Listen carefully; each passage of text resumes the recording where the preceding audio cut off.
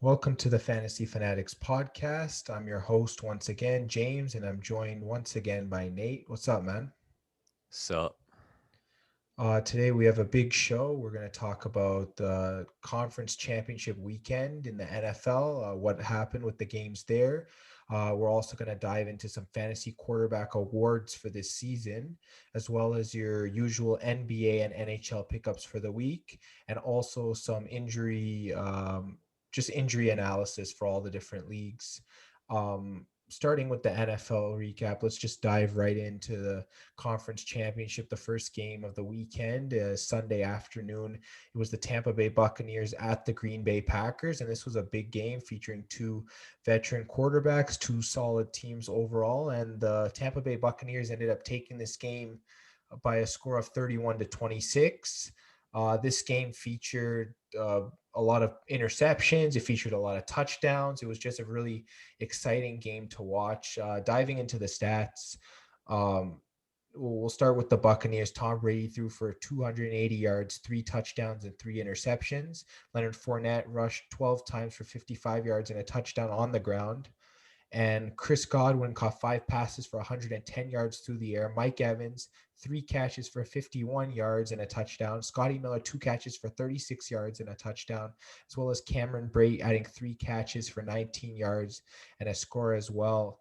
Um, Nate, let me just give me your thoughts on the Tampa Bay Buccaneers and what they did right in this game. uh, it looks like they basically just did pretty much everything right. Like, Tom Brady was on, everybody was on, and like the defense, Green Bay defense did what they could, but like you can't really stop Tampa Bay. They just have too many weapons. Yeah, I think I'm going to have to agree with that. They didn't even have Antonio Brown in this game. And that was not a concern because Scotty Miller went deep for that touchdown just before halftime. And then just diving into some of the stats from the Green Bay Packers, Aaron Rodgers had a stellar game. He threw for 346 yards, 3 touchdowns, and just 1 interception. Aaron Jones rushed for 6 times on the ground for 27 yards. He did get injured in this game.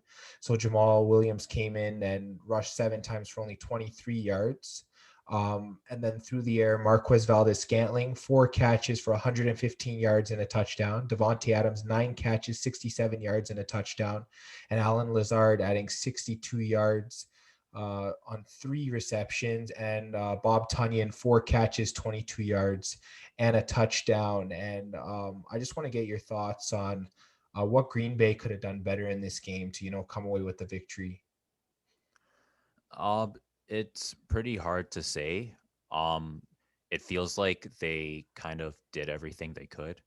I think maybe if they could have improved their run game a little bit more, but it was just like a 5 point game, so it was like really close. So Yeah, that's one thing too, is that I believe Tampa Bay coming into this game had the number one run defense.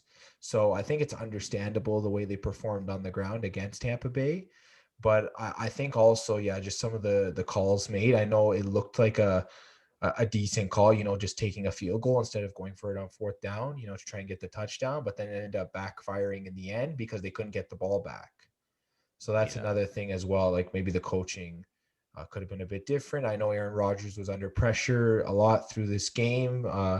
It just seemed like I think it was like over 20 QB pressures that Rodgers faced in this game compared to like under 10 that Brady faced. So it's just one of those games where Tampa Bay just played an overall better all around game. And I guess they just came out on top. Um, yeah, I don't know. Any other thoughts on this game? Yeah, I wouldn't say it's like it's Aaron Rodgers didn't play bad. It's just that Tampa Bay was like really good. So it's not Aaron Rodgers' fault at all. Yeah, Aaron Rodgers had one of the best seasons that he's had in his career this year. He should be the front runner for the MVP when the voting is said and done. And then just looking at a lot of the stats here, yeah, it seems like the Green Bay did get stuff done. They just couldn't finish when it mattered. I know there was a couple times where you thought they would get a touchdown and then they just settled for a field goal. or whatever it was, but it just seemed like on this defense they couldn't finish enough in the end zone, and I guess it just ended up costing them in this game. And yeah, congratulations to Tampa Bay. I know that I did have them going to the Super Bowl in my prediction. I'm pretty happy about that. So we'll see how they do Super Bowl weekend. Yeah, looking forward to it. All right, moving to the second game on Sunday slate. It was the evening game. It was the Buffalo Bills at the Kansas City Chiefs. Kansas City coming up on top by a score of 38-24. And this game really started out well for Buffalo, but um, the moment Kansas City just flipped that switch, they just took off, and there was no one that was going to stop them. And just looking at some of the stats, Patrick Mahomes, 325 yards through the air, 3 passing touchdowns. Darrell Williams, 13 rushes for 52 yards and a rushing touchdown, as well as Clyde Edwards-Helaire, 6 carries for 7 yards and a touchdown. Then McCole Hardman had that 50-yard run. It was his only carry of the game for 50 yards. And then through the air, Tyreek Hill, 9 catches for 172 yards. Travis Kelce, 13 catches for 118 yards and 2 touchdowns, as well as McCole Hardman catching 2 balls for 4 yards and a touchdown. Notably, Hardman did have that fumble that led to the Bills' first touchdown, but it looks like he ended up turning it around, adding that touchdown. And I just want to get your thoughts on this Kansas City offense. They're they're way too hard to stop, honestly. Like the Bills aren't bad at defense at all, but like Tyreek Hill, like he's you just can't guard him. Kelsey, I think he's the best tight end in the league right now. I think he got 2 touchdowns, so Yeah, he did. yeah, I don't. And like Mahomes looked like he was healthy. He didn't. It didn't look like he took the a big hit last week either. I think they were mentioning something about either an ankle or a toe injury, but I didn't see anything. Like the way he was moving around in the pocket as well, I was just like, okay, there's no way he has any type of injury. That concussion thing might have been precautionary, because you know how like when someone takes a hit, they're not feeling themselves. It's just a Yeah. precaution that he had to go through. But in the end, I think he was pretty close to 100%. So I think it's going to be a good Super Bowl. We'll get to see two teams that are pretty close to 100%. That is if Antonio Brown is back for the Bucks. But yeah, just looking at this Kansas City team, they have just so many weapons. Watkins is probably going to be back for the Super Bowl, I assume. So they're looking even more powerful than they were in this game, and it's just an exciting thing to watch. Just moving over to Buffalo on the score sheet. Josh Allen threw for 287 yards, 2 touchdowns, and an interception. He also rushed 7 times for 88 yards on the ground. And then through the air, Cole Beasley caught 7 passes for 88 yards. Stephon Diggs, 6 catches for 77 yards. And Dawson Knox, 6 catches for 42 yards and a touchdown, with Isaiah McKenzie adding a touchdown reception as well for 6 yards. And I mean, Buffalo, they had a good start. Their defense really helped put them in a good position, but then they just couldn't keep up with the scoring pace from Kansas City. What are your thoughts on the Bills and what they could have done better in this game? Well, I felt like they shouldn't have taken the field goal as well. I think this is another case of they should have went for it even though it was looking really bleak. Mm-hmm. And because like there was just not enough time to get a stop on the Kansas City, especially the way that they were playing, and they were hoping for some kind of like defensive miracle, and it just didn't happen. Yeah, there was one notable drive that they had where they went for it the first time. I think it was like 4th and 3 or something. They went for it and they got it. Then they were like, there was another fourth down, and then they just decided to kick the field goal. And I was like, you just got a fourth down conversion. Your team is on a roll right now. And then you're just going to pull the offense off the field and then just get a field goal. I was just I was surprised by that. And then, the momentum was already swinging in Kansas City's favor, and then they just took off with it. So, I mean, coming into this game, like both of us were pretty much taking Kansas City, assuming Patrick Mahomes was healthy, and we just knew that they'd most likely blow the doors off this Buffalo team, and they did. And um, Kansas City looks pretty unstoppable. like the Bucks are really going to have a lot of problems stopping this offense. I know Aaron Rodgers does have a good offense, but with the amount of weapons that this Patrick Mahomes led offense has, it just seems like um, you can't cover everyone. I don't know. Do you have any idea how they probably cover this team? Honestly, I'm not sure. It's funny because like the Browns so far in the playoffs, they've done the best and they still lost by one score. Yeah, well, I mean, Patrick Mahomes did miss part of the game, but yeah, I get what you're saying. The Browns did have a solid defense, and they did. One thing I noticed is they were able to get pressure on Patrick Mahomes. I think that's what the Bucks need to focus on doing because it seems like Buffalo couldn't generate enough pressure, and the pressure they did generate, Mahomes was still able to find open receivers. Because what they did was when they focused on rushing the passer, they left more of the field open in the secondary, and then Mahomes was able to find either Tyreek or Travis Kelsey like pretty wide open. So it's one of those things where if you overpressure them, then you're vulnerable in the back end. But if you cover them well, then Mahomes can either make room with his legs. We've seen Darrell Williams and Clyde Edwards-Helaire rush. I mean, if Le'Veon Bell plays, he'll be rushing. So, they just have so many weapons. It's hard to stop all of them.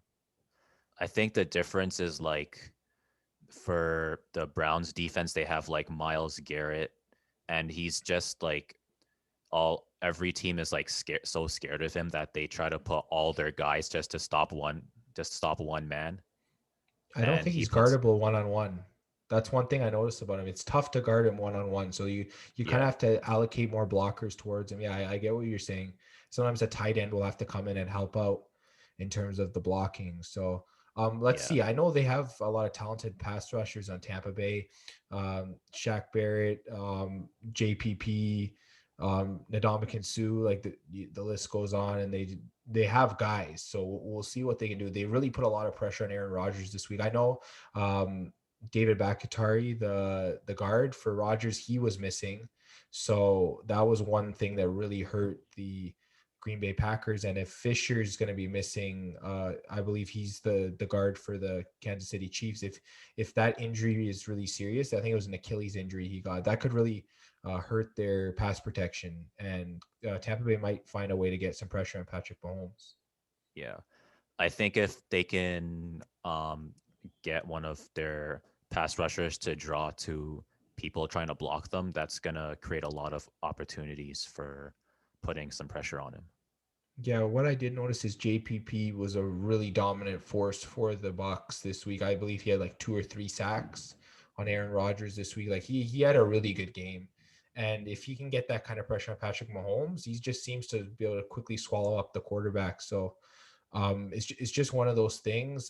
Their coverage also needs to be good. I noticed that Devontae Adams was able to get away. Sometimes also Marquez Valdez-Scantling had a big game for the Packers as well. So I think Tampa Bay's coverage will need to be a little bit better if they really want to rush the passer, because we know Mahomes can sling the ball unlike Yeah. anyone that we've seen. So yeah. Yeah, against like the Chiefs offense is basically like pick your poison, try to do damage control.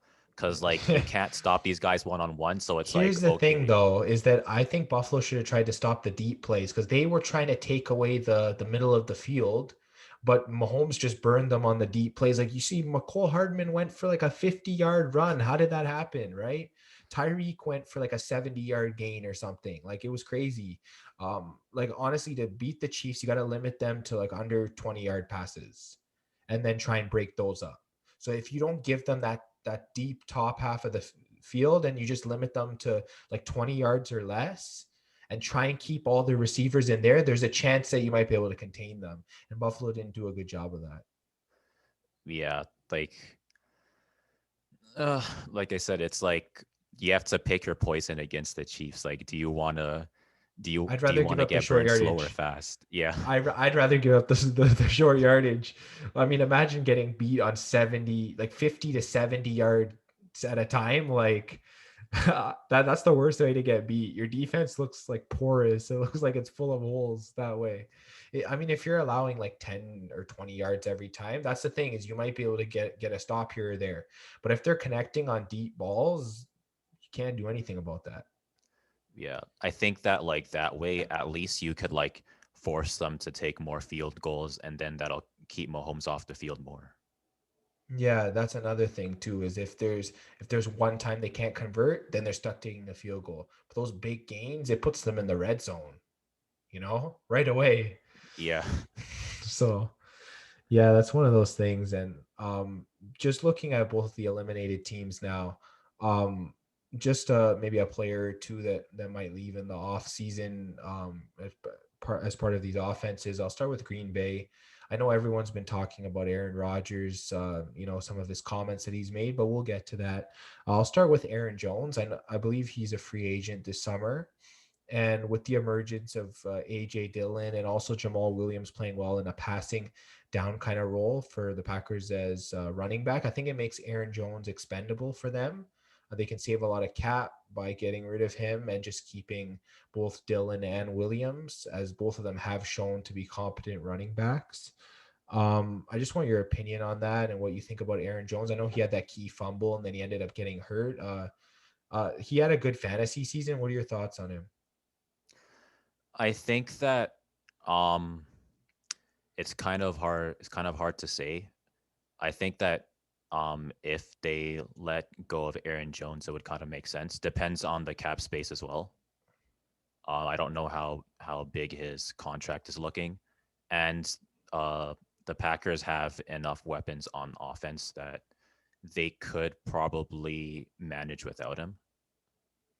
Yeah, one thing that I'm thinking is if they're going to pursue like another wide receiver, a guy like Will Fuller in the offseason, maybe like an Allen Robinson, they need the cap for that. And if they sign Jones to this extended lucrative deal or whatever he's looking for, it's going to be tough for them to bring someone in. Because I think the most important thing that needs to be is for the Packers to keep Aaron Rodgers. He's the one that you don't want to lose in all of this. So if you lose Aaron Jones, but you go out and you get like let's just say a Will Fuller, because he's the name that's been churning in the Packers rumor mill. So let's just say Aaron Rodgers stays, Aaron Jones leaves, and you get a guy like Will Fuller. I think that Rodgers would be a lot happier with that. I know he's had some trouble in terms of finding his receivers open. Lazard had a good game last week. Valdez Scaling had a pretty good game this past week.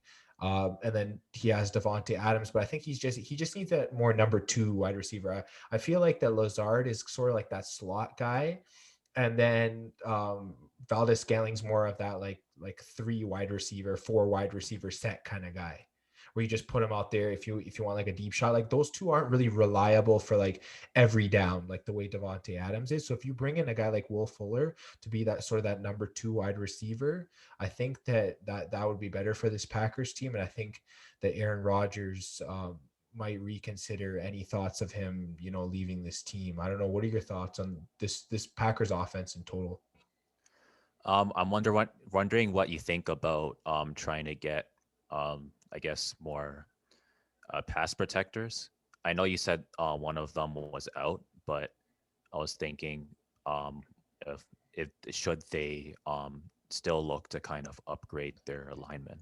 I'm not sure what the contract situations for their linemen are. I know two of them were Pro Bowlers this year. One of them was Bakatari, and he was the one that was hurt. So yeah, I'm not sure what the contract situation is for them, but I know Rogers got a lot more protection than he did in most years, and I think if he all of his protection protectors were healthy in this playoff game, I think that the results could have been different. It's really tough to say. I know that was one of the issues he's had for years, and he's definitely in it a lot better this past season. But it's just one of those things that against a team like Tampa Bay, you can't have any of your main offensive linemen injured, because Tampa Bay will just penetrate your offensive line if it's a backup guy in there, and it's really tough to say, I think, for that. But um yeah, and if Aaron Rodgers leaves, I don't know what they do at quarterback. I don't know how ready Jordan Love is. I know they drafted him last year. People said that Aaron wasn't happy about that. I mean, that's another discussion. But if Aaron Rodgers leaves, I mean, there'd be so many teams signing up for this guy, especially if he wins MVP at the end of this year. So yeah, and then in terms of their tight end position, I think Bob Tunyon in his like I don't know whether it might be his rookie year or it just might be his breakout year. But yeah, he had a fantastic year. He was just missed the Pro Bowl. He had a key touchdown in this game as well this past weekend. So I think he should be safe as their tight end going forward. But yeah, so I just looked at the running backs and I was like, I think Aaron Jones might be on his way out. Any other thoughts about this offense? Um, I think, well, there's a lot of expectations on Green Bay, I think, for this offseason. Um, because they're used to performing well every season. So I Hmm. think without Aaron Rodgers, I don't think they'll be able to perform at the same level. So I think the most important thing for them is to make sure that they can kind of keep him in Green Bay. Yeah, they definitely got to get him some help there on the offense, I think. And in terms of their defense, their run defense was a problem this year. It was like bottom five in the league or something. Like it was really bad.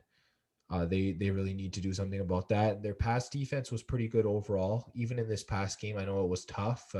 Kevin King had a really bad day. He got roasted on Twitter and so on. But yeah, yeah, I believe he allowed 3 touchdowns in his coverage and so on. And it was just a bad day overall for him. I know they have some Pro Bowlers on defense, Zadarius Smith, Jair Alexander, and so on, but I think just overall, maybe a few pieces here and there they just need to tweak, and I think that they can make another run as long as they have Aaron Rodgers staying. Yeah, I think so as well.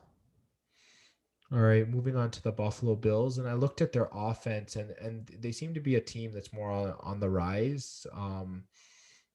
Just looking at a couple of their pieces, one piece that they could lose in the offseason, depending on what they want to do, is John Brown. Just the emergence of Stephon Diggs this year as the number one receiver and John Brown not really having as much contribution. I know Cole Beasley had a fantastic season playing out of the slot. Gabriel Davis emerged this year as a good receiver, and then guys like Isaiah McKenzie, then Dawson Knox at tight end.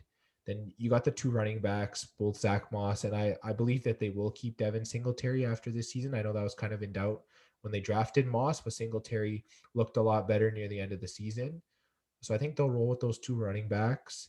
And I just see John Brown as sort of the guy in that offense that they might part ways with. I don't know whether you think about uh, him or anyone else in this offense. Um, I think it's possible. I was wondering on your thoughts about Isaiah McKenzie. He didn't really have the best game, I think, last game. So I was wondering if you thought they'd still hold on to him or not. Here's the thing about Isaiah McKenzie. I assumed that Gabriel Davis would have a bigger role in this game than McKenzie did, but it was McKenzie that had that one catch in the end zone for the touchdown.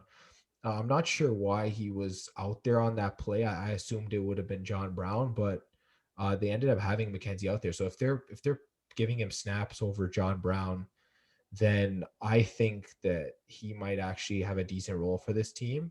I believe he's also in their special teams. So I think that might because that might be a safe way for him to stay in the lineup. I think that like I don't know what happened here with Gabriel Davis.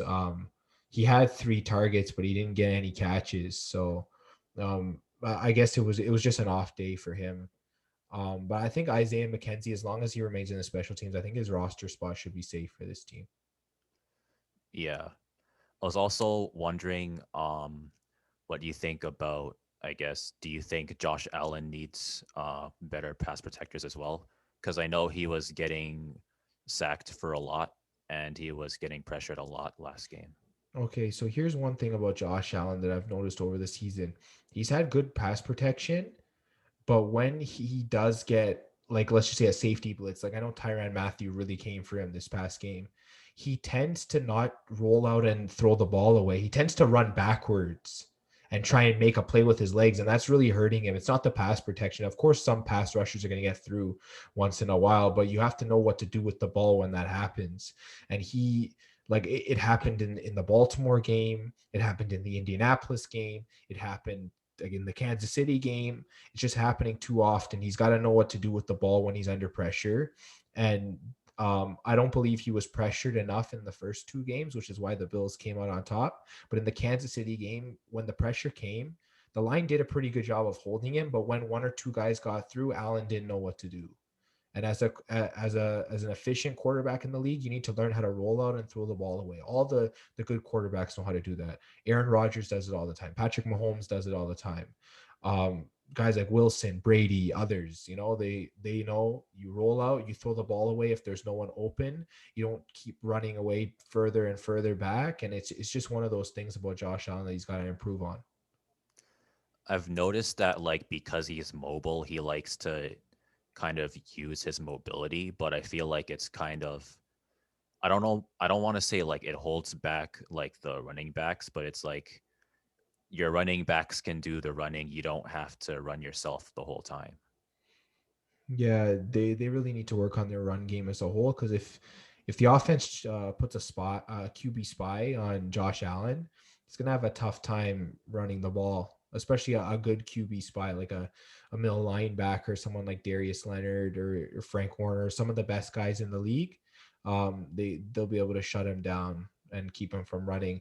And I mean, Kansas City did a good job with that, especially a lot of their defensive linemen. They really kept Josh Allen in check in this game, and there wasn't a lot he could do. And of course, their run game hasn't been the best. I mean, with Zach Moss being injured, obviously, but yeah, just going forward, they need to add more of a run game into this offense for sure. Yeah. Yeah. Any other thoughts on the Buffalo Bills? Um, well, I think even though this was, I guess, kind of a disappointment for Bills fans, this was their first playoff game in like how many years? It was like 20 years, I think. So I think this is just like kind of like the start for the Bills, and hopefully next year we'll see how far they go. Yeah, I think it was their what was it, their first division win? What was it in 20 years? And then I think they've only been to the playoffs like three times in the last 20 years, something like that. It's been a Yeah. long time for this team. Yeah. And I guess it's kind of hard to pinpoint who might leave this offense because I feel like this offense is still growing. They might want to grow with the pieces they have instead of trying to pick apart this offense to see who they might want to replace at this point. I think adding Stephon Diggs was one of the bigger moves that they did, and it ended up paying off. So we'll see what they do in this offseason. Maybe upgrading the running back position if they get a chance. If there's a free agent, maybe like an Aaron Jones they want to sign, if they have the cap space kind of thing. I know Aaron Jones will be a free agent. There'll be a few other guys on the market. So I don't know whether Le'Veon Bell might even be on the market, like just some other guys just to consider. The Bills might want to bring in sort of like kickstart that run offense or whatever. But yeah, I think the Bills are headed in the right direction. So I guess we'll just see what happens with them moving forward.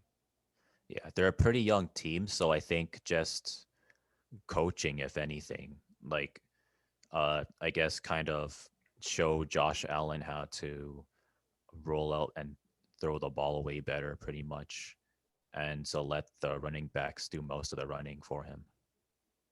Yeah, I think I can agree with that. Yeah. All right. Moving on. We'll now transition to the fantasy awards this year, and we'll be talking about quarterback awards this year for fantasy. All right, welcome to the Fantasy Quarterback Awards. We're going to be handing out a total of 6 awards for fantasy to quarterbacks this season. We'll be talking about quarterbacks in different categories and some of the stats that they put up, as well as sort of the reason why we picked them for each award. I'm joined today by Nate and our injury analyst, Victoria. What's up, guys? Hi. So, So let's just dive right into the quarterback awards. Nate, I'll start with you. The first award we're giving out is the most consistent fantasy quarterback of this season. Give us your winner, explain a little bit about it, and then also give us your runner up for the award, and then explain a little bit about it. all right. So, the winner of the consistent QB for fantasy, I gave it to Kyler Murray. Um, he's had 5 games over 30, and he's had 25.8 fantasy points per game this season. And he's been under 15 only 2 times. and the runner-up is Josh Allen. He basically had double digits every game. He had 6 games over 30 and 25.65 fantasy points per game. Yeah, I think that both quarterbacks could have won that award. It was pretty close. What was the points per game? Like, how close was it? It was like what, 0.15 Pretty points per much. game difference? Like, it was Yeah. like super close. So I feel like that it could have gone either way, but Kyler Murray did finish a little bit higher in points per game, and he led a lot of teams to the playoffs. So if you drafted Kyler Murray, you most likely were a playoff team. Going to the injury quarterback of the year, this is a quarterback who played 10 games or less, and they put up good stats, but they were injured for most of the season. Victoria, I'll go to you for this one. Who were your injury quarterback of the year? Yeah, so I'm going to name my injury quarterback of the year as Dak Prescott. He was averaging about 27.73 fantasy points per game when obviously he got injured. So his injury occurred in week 5 during like a run pass option type play where he decided to go for a run, and he was going for the first down. He ended up colliding with a player and falling to the ground in this very awkward position. He sustained both a compound fracture and a dislocation of his right ankle. So just a quick summary of what both those are. So a compound fracture is basically an open fracture where your bone is actually sticking out of your skin. Yeah, that was nasty. I saw Yeah, that. and if you actually looked at his ankle, you could see the bone sticking out from where the sock was. And so then a dislocation of the ankle is actually uncommon, but really what that is where your lower leg bone, your tibia, separates from the bone that's beneath it on your foot called your talus. And the only way it separates is obviously when there's very much uncertainty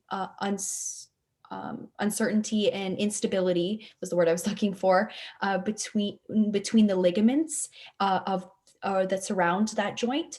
And so what we actually saw happen during the run play was his foot did what we call an eversion ankle sprain, where it went outward instead of most ankle sprains that go inward. When it went outward, he destroyed all the inside ligaments, his deltoid ligaments. Because of that, it caused such instability in the leg that it caused that dislocation of the ankle and also that compound fracture of the tibia, which we saw where it was kind of sticking out on the inside of his foot.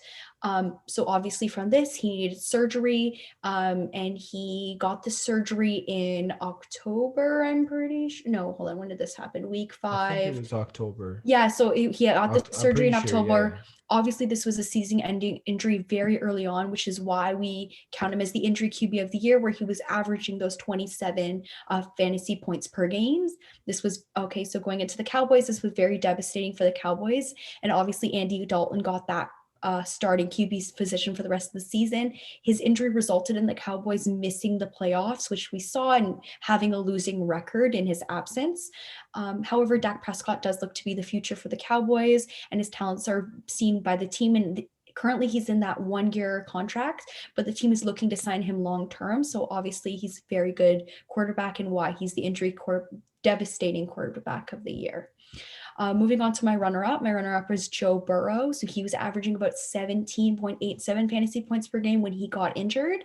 So his injury occurred in week 11. Joe Burrow went down with what an MRI later showed to be both an ACL and an MCL tear. So obviously ACL tear, as we know, is that ligament that kind of holds your tibia on your femur bone and prevents your lower leg bone, your tibia, from moving anterior, moving in front of that upper femur bone. And then your MCL is the ligament on the inside of your knee that prevents your knee kind of from going inward. Obviously, they didn't confirm the extent of the damage, but he did need surgery. They also mentioned there was a lot of structural damage within that injury. Most likely, there was the terrible triad that occurred. So there was some tear of the meniscus as well. That's what the terrible triad, which is the ACL, MCL, and meniscus. He got surgery for this at the beginning of December. Looking at the severity of this injury, as well as the impact it had on the Bengals when he left, puts him as our injury QB of the year in that runner-up spot. Before his injury, he had a terrific year, terrific season. He threw for 2,688 yards in those 10 games and 13 touchdowns as well during that time. Yeah, that's very interesting that he had such a devastating injury. Just one note about Prescott is that yeah, apparently he's going to be a free agent this year. Whether the Cowboys sign him or not, that's another thing. Mhm. And then for Joe Burrow, apparently we don't know whether he'll start the season on time. Yeah, well, because like I said, he had a very devastating injury of an ACL, MCL. So ACL in itself takes about 6 months recovery, and he got it in week 11. So that's late in the season. So it's going to put him well into summer. And then also having an MCL at the same time, that's obviously going to delay his recovery even further. We may not see him till few games into the season, maybe about 6 games, 7 weeks in. So 6, 7 weeks. That might be when we see him. We don't know. Obviously, we're just going to have to see how his rehab progresses throughout the summer. How do you think his athleticism is going to look? So here's the thing with a lot of rehabs that people forget is because it's a very focused rehab and very focused on rehabbing that injury, they actually oftentimes come back a lot stronger than they were previously on that leg. So for example, some people who get any kind of knee injury and then they rehab it, actually most of the time that's their stronger leg following. So I don't think it's really going to affect him much, and he's still really young. So he's probably going to still play at the same level that he was playing. Obviously, he's going to have to keep those football skills up. So whether that means sitting in a chair and still making his throws, making sure he's, looking over plays, stuff like that, that will be the determining factor, obviously, in how good he remains.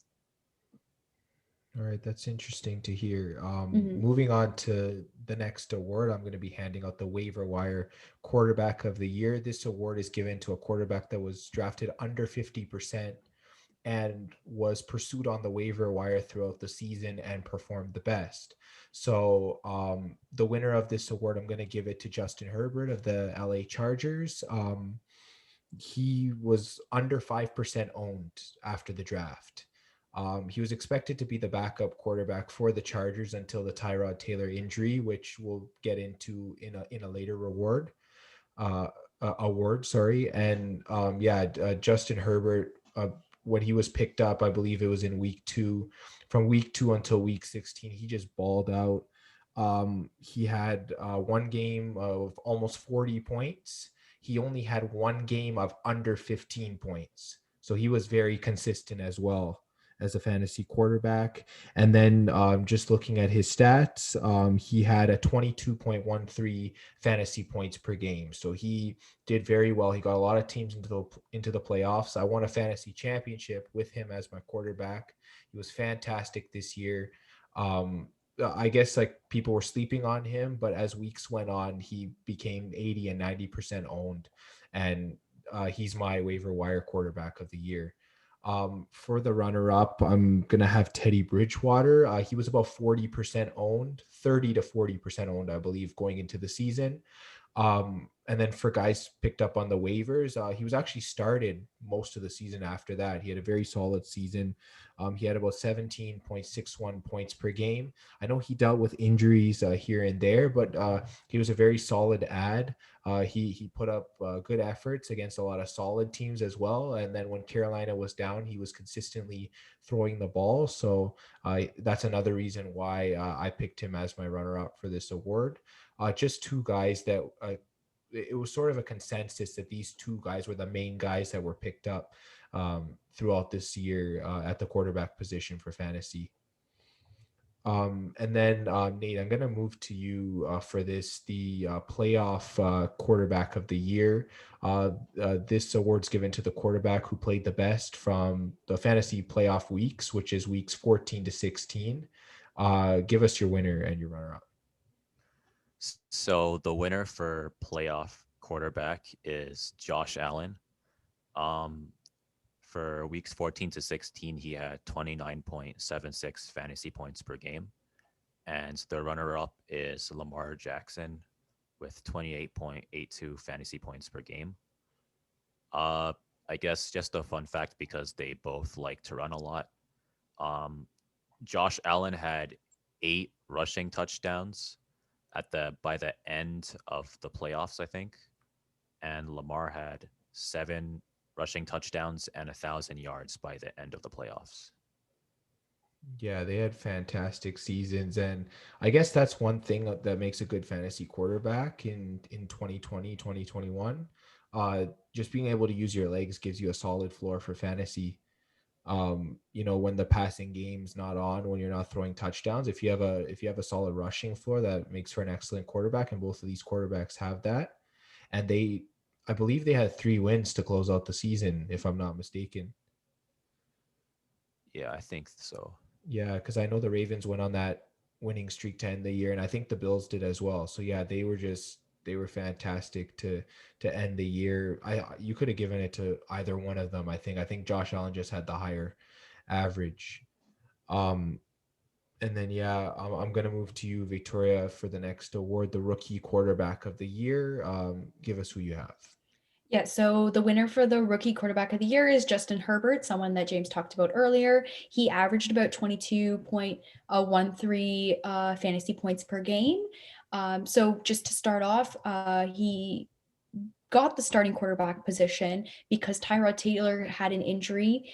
His injury first began in week 1 during the first Chargers drive against the Bengals. He cracked 2 of his ribs, which obviously they found out later with an MRI. Then obviously second week, he had practiced all week, ready to go. They right before the game, the LA Chargers team doctor went to inject kind of a painkiller into his ribs. So actually, what he had to do was the nerves for the ribs, that the pain nerves for the ribs lie just underneath the nerves. They lie between your lung and your ribs. There's a little space in between, and what he has to do is kind of do a blind injection between the space of the lungs and the ribs, and he has to inject the needle in there in order to help stop the pain killing. What happened was he got a little too close to the lung and by mistakenly punctured the lung. This can actually happen to any doctor. Obviously, everyone made a big deal about it, but it can happen to any doctor because of how close the nerve is to that lung. And so, because of this, punctured lung cannot play. They threw Justin Herbert in, and he did what he had to do. In week 2 and in front of the defending champions first, Kansas City, and then Tyrod Taylor then missed 2 extra weeks. And within Justin Herbert's first 3 starts, he averaged 310 yards and scored a total of 6 touchdowns. And at that time, he was rated the 10th highest QB in the league. Herbert had such great success that he was announced as the starting QB position over Tyrod Taylor, even when Tyrod Taylor was better. The team has now found their future in him, and he took them all the way to the playoffs in his rookie year. And so that's why we have to name him as the rookie QB of the year. And then moving on to my runner-up, someone I mentioned in my last section about injury QBs is Joe Burrow. So Joe Burrow, before he got injured, was averaging 17.87 fantasy points per game. So he had, like I mentioned, that ACL and MCL tear against the Washington football team in week 11, ending his season. But before his injury, he had a terrific throwing season as he threw for 2,688 yards and 13 touchdowns in just 10 games. I mentioned that stat earlier as well. He was on pace to actually break the rookie records for passing yards, which is currently held by Andrew Luck. He also had such exceptional scores in passing attempts, completions, and fewest interceptions by a rookie as well before he got injured. At 10 games, he ranked the 4th highest in NFL history for passing yards as a rookie. By this, he is our obvious runner-up for Rookie of the Year and is definitely the future of the Cincinnati Bengals. Yeah, just one correction there. For Justin Herbert, it's not the NFL playoffs, it's the fantasy playoffs because the Oh, Chargers yes, didn't that's make right. the NFL playoffs, but yeah, he helped most Sorry about that. Yeah. teams to make it to the fantasy playoffs. Yeah, and then yeah, and I agree that Joe Burrow was the second best rookie quarterback this year. Moving to the quarterback of the year, I'm going to present this award. I could have given it to a few different quarterbacks. Before I give the award, I'm going to start with the runner-up. I actually have one runner-up and one honorable mention. The honorable mention is going to go to Aaron Rodgers. He had an MVP level season. I believe that he's going to win the NFL MVP when they announce the awards. He had a phenomenal season. He was averaging around 24 fantasy points per game, so he was phenomenal. It's very consistent as well. He had 1 or 2 bad games in there, but the rest were very solid. He doesn't get mentioned a lot because of a lot of these other quarterbacks having that rushing floor that we talked about. So a lot of their totals get inflated by that. But Rodgers was an honorable mention for me. The runner-up, I'm going to give it to Kyler Murray. I'm going to give it to him because of how consistent he was. Even though his play dipped a little bit when he battled with that injury, he just continued to put up fantasy points, whether it was with his legs or with his arms. He won games as well, the most memorable being that Hail Mary win against the Buffalo Bills. He just proved that even in his second season, he can be one of the top quarterbacks in the league, and he was the number one fantasy quarterback this year in terms of points per game. But I'm not going to give him the reward for the fantasy quarterback of the year. I'm actually going to give it to Josh Allen. And the reason I'm going to give it to Josh Allen is how well he performed in the clutch situations, namely the last 3 weeks of the season, which is the fantasy playoffs. He had the second best fantasy points per game of the season with a 25.65 points per game, but he had the best in the fantasy playoffs with a 29.76 points per game. If you had Josh Allen on your team and you were in the playoffs, there's a good chance that you won the fantasy championship. So I think just overall, just taking those two into account, I think that puts him a bit ahead of Kyler Murray. And I think that if you drafted Josh Allen this year in fantasy, you I'm pretty sure you did well. You probably were in the top 3 in your league at least, if not having won the whole championship. So I believe that Josh Allen is the fantasy quarterback of the year, and I think he will be going among the top 5 quarterbacks heading into next season. Any last thoughts, guys? I'll start with you, Nate. There's been a lot of good QBs. Like, I think anybody who's like ranked 1 to 10 in fantasy this year, we probably could have switched them around for one of those. For example, Tom Brady had an excellent season. He probably could have gotten an award. Like, it was just a really close. I believe Tom Brady had like 40 touchdowns this year. He had a really good season, especially for being 43 years old. I was actually impressed with how he played. And I just like he was just phenomenal in what he did this season. I just want to take a look actually at the top 10 since you mentioned it in terms of fantasy points. In total points, Josh Allen did finish first, but in points per game, it was Kyler Murray. But going from total points, the top 10 would have been Josh Allen, Kyler Murray, then Aaron Rodgers, like I mentioned. You have Patrick Mahomes, Deshaun Watson, Russell Wilson at 6. Ryan Tannehill finished at 7. He had a very solid season. Then you had Tom Brady at 8, Justin Herbert at 9. And then we mentioned Lamar Jackson in playoff quarterbacks. He finished as number 10. So, yeah, you're right about the top 10 being very solid this season. It's I wonder what's going to happen next year, honestly. I think that those guys will go 1 to 10, I think, unless there's a major move in the summer. Well, I was going to say don't count out the injured ones as well. People like Joe Dak Burrow. Prescott. Yeah, here's the thing. Dak Prescott was leading the league in points per game when he went down. So I think, Dak will get in there. I think people will underrate Tannehill again. He'll drop out of the top 10 on draft boards. Yeah, so if obviously Joe Burrow and Dak Prescott are back, those are QBs I wouldn't count out as well in the top 10. Yeah, and then you're taking out guys like Rivers, Breeze, Big Ben. If Big Ben plays, he's gonna fall in draft boards. He might be a value pick for next year, depending on what the Steelers' offense looks like, because he had a solid season. He obviously he sat out for some games, but he finished with the what was it? What is this? Yeah, I think the top 12 he was, or top 15. So yeah, he played pretty well. He can still play. I don't know why people are so low on him. Yeah, it's just because of his age. Like, people underestimated Brady. I think Brady was drafted outside the top 12 quarterbacks in some leagues. Aaron Rodgers too. Like, I was surprised how low some of these guys went. Like, people were taking Cam Newton over Aaron Rodgers. Well, I think Tom Brady is the point of the fact that he was playing for a new team, the Buccaneers. They didn't know if he was going to still perform at that ability that he was performing for the Patriots.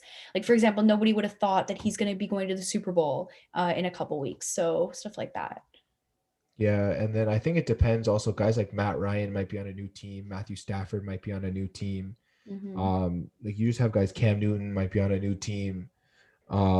Jared Goff might be on a new team. Whether he's a starter anymore or not, we have to see. Mm-hmm. Carson Wentz, we don't know what's going to happen with him. He's been a solid quarterback over the past couple of years. Just this year, he had a rough year.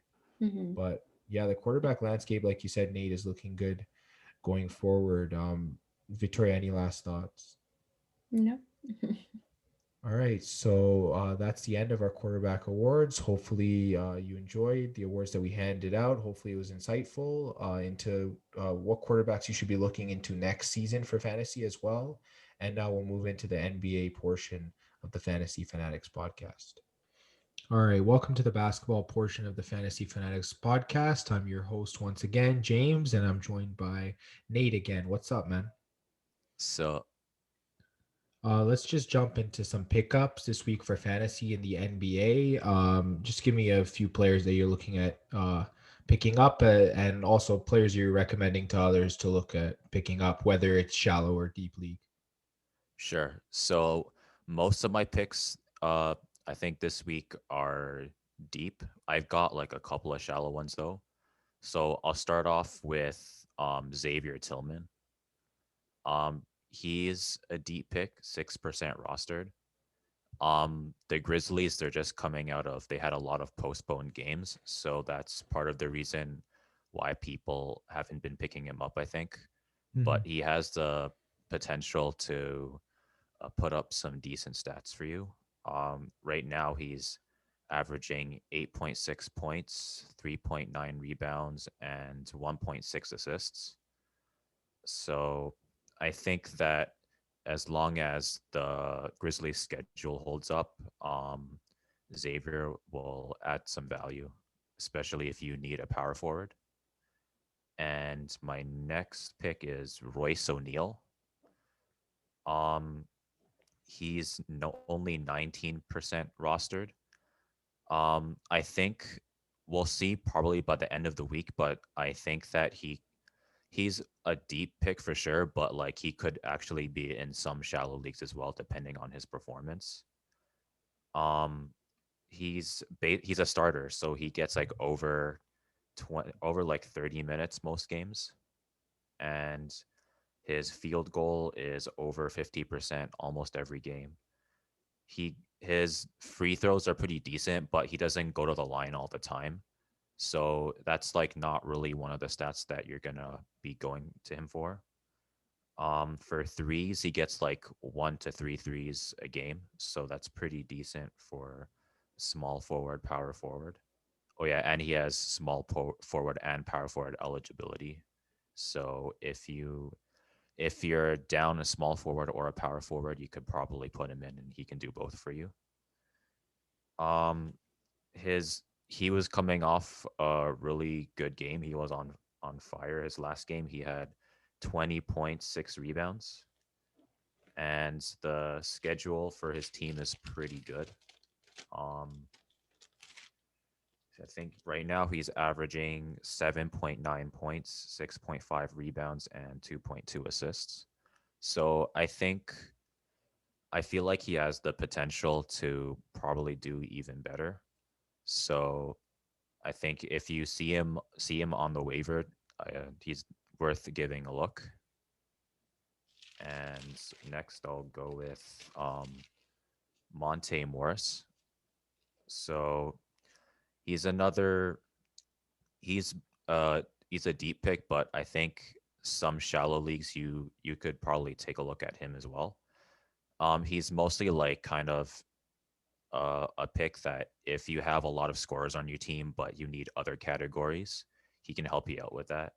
He gets like assists and some rebounds. Most of his value is like for assists. So if you really need assists, you want to pick him up. He's averaging 11.5 points, 2.4 rebounds, and 3.2 assists. And he gets at least like 1 3 a game, and he's getting over 20 minutes a game most games. So if you need, uh, I guess, a point guard or a shooting guard off the bench, you could probably give him a look as well. And my last pick is gonna be Jamichael Green. He's another deep pick, and if you need someone off the bench in a shallow league, you have somebody who's injured, you should probably take a look at him as well. He's a good rebounder, so if you find like your team is always like behind in rebounds by a little bit too much for your liking, then you should probably take a look at him. He's averaging 11.2 points, 6.5 rebounds, and 1.2 assists. His minutes are decent. He gets 1 to 3 threes a game.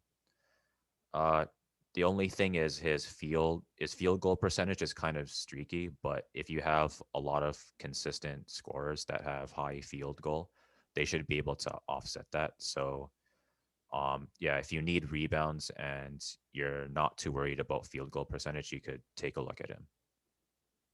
All right, that sounds good. I just have some pickups as well. They're more shallow league pickups, so I know you stretched more into the deep end of pickups, but for anyone looking for shallow pickups, I'll start with Reggie Jackson.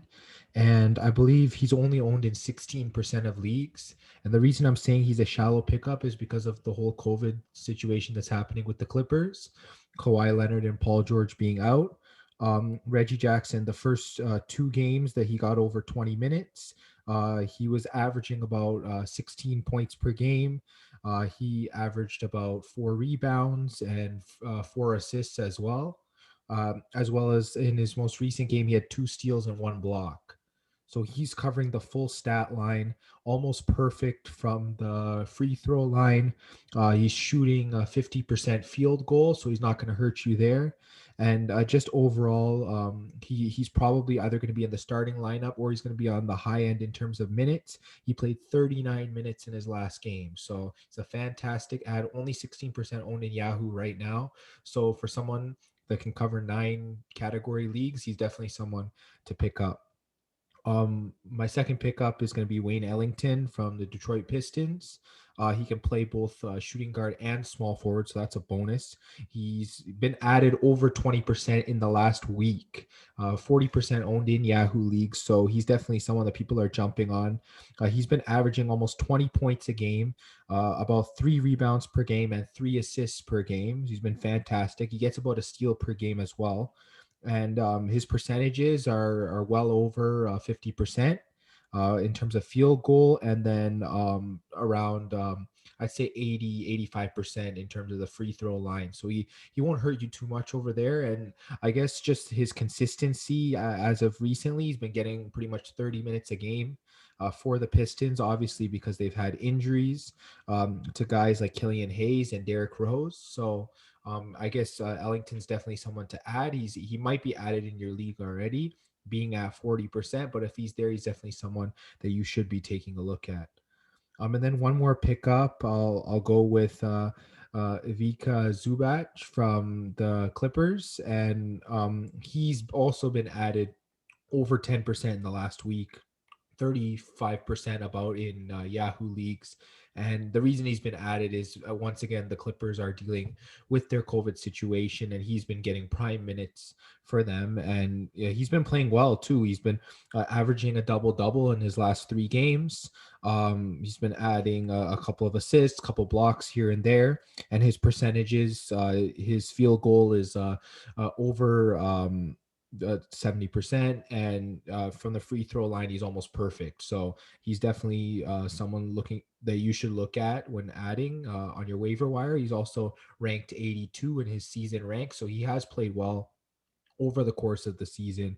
So he's definitely someone to take a look at, as he won't hurt you in either of the percentages or in the turnovers category. So those are just 3 pickups that I think shallow leagues should be able to benefit from, and if they're available in deep leagues, they're definitely must adds for sure.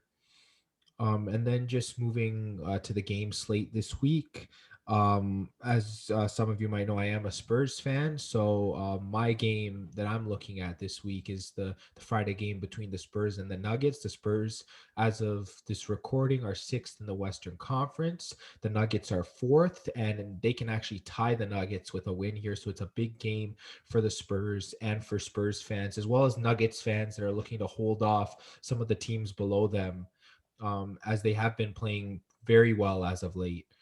So it's going to be a must watch game for fans of either team and also fans of just good NBA basketball. So that's just the one game I've been keeping an eye on. But I think Nate has a lot more games than I do. So Nate, I'm going to go straight to you. Just give us some games that you're looking at this week.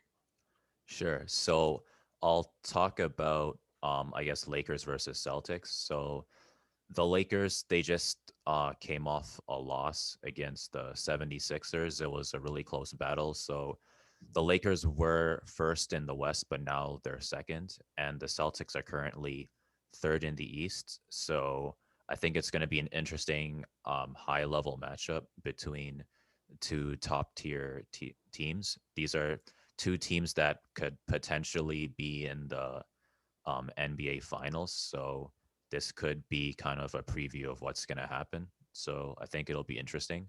Oh, what day was that? And Sorry. that's on Saturday. Oh, okay. Yep.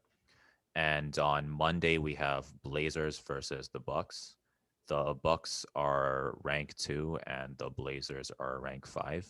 So I think any fans of Damian Lillard or the Blazers, it's going to be an interesting game. Be interesting to see how they do against the Bucks. And for I guess for Raptors fans out there, there's the Raptors versus the Magic. Unfortunately, the Raptors they just lost a game against the Bucks. The Bucks just kind of pulled away, so the Raptors are still trying to get into the playoff race against the Magic. So we'll see if they can get a win and try to get something started, be in the playoff conversation. And on Wednesday we have Pacers versus Bucks. So these are two playoff teams. So as of right now, they're in the playoff race. So this could be kind of a preview to the NBA playoffs. So I think it'll be interesting to see how they play, especially with how the Pacers have been playing. I think the Pacers they've been doing really well this year. So it'll be interesting to see what they can do against the Bucks. All right, yeah, those all look like intriguing games. I know that it looks like Bucks fans have a lot to look forward to this week. There's a lot of big games for the Bucks. They just came off a big win on Wednesday against the Raptors, and I guess they'll be looking to push forward into the rest of this week. And then I guess for Raptors fans like yourself, it's just a game to sort of rebound against Orlando, and hopefully the Raptors can turn it around this season. Yeah, I think they've been in kind of a slump.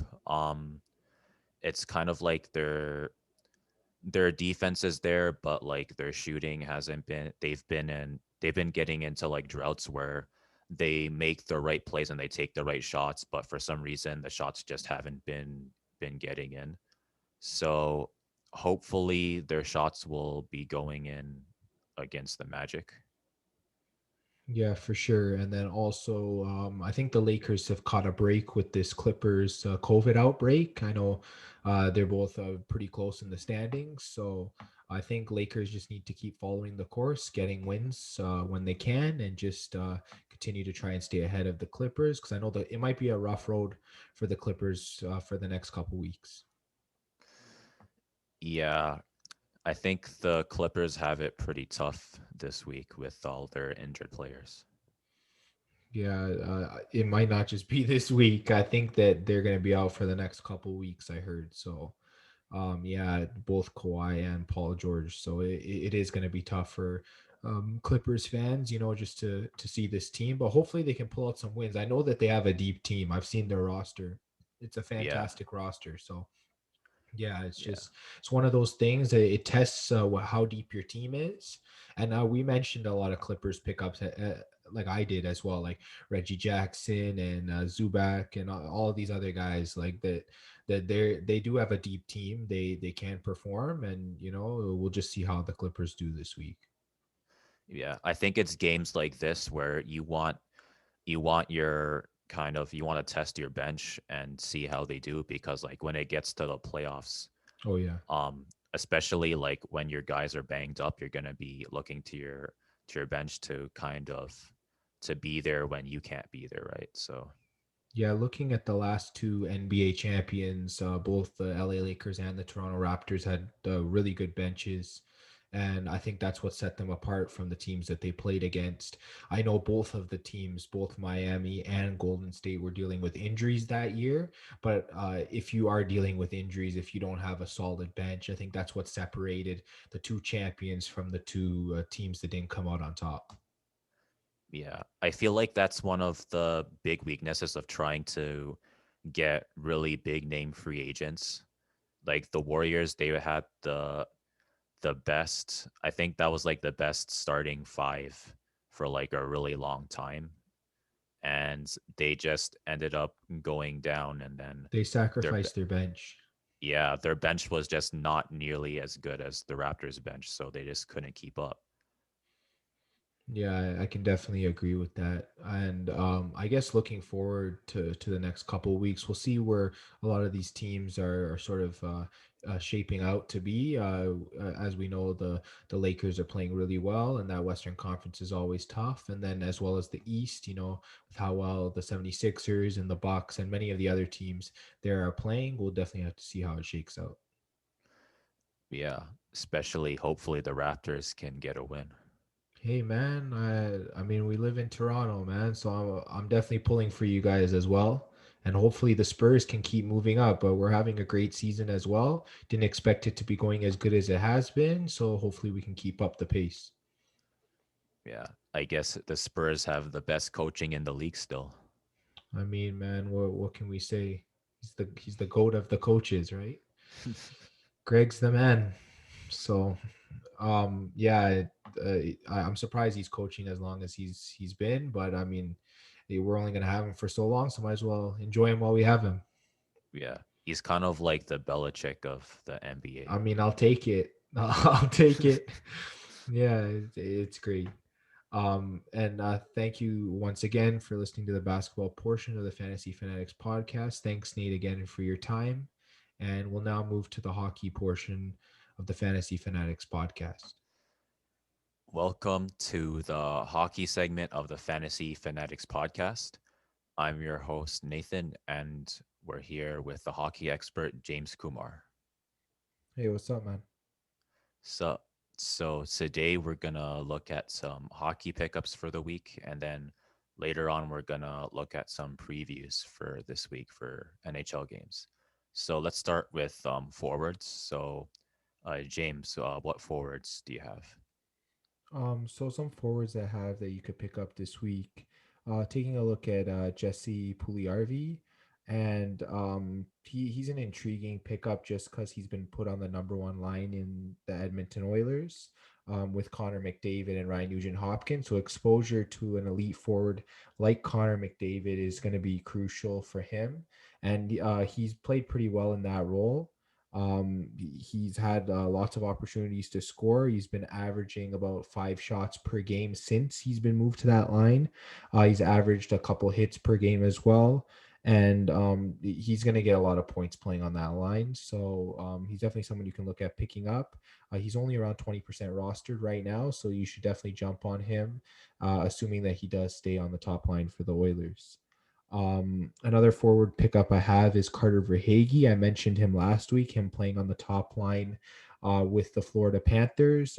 Just that top end exposure has been really good for his fantasy value.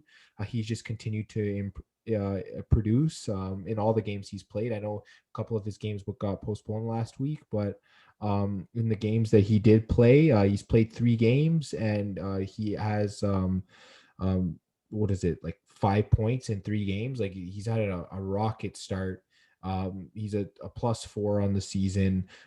He gets about 4 shots per game. He'll throw in a hit or so. He's just been fantastic so far. He's someone that needs to be picked up. He's only like around 5% owned. He was only like 2% owned last week. So he's definitely someone that you need to hop on right away before his ownership just skyrockets.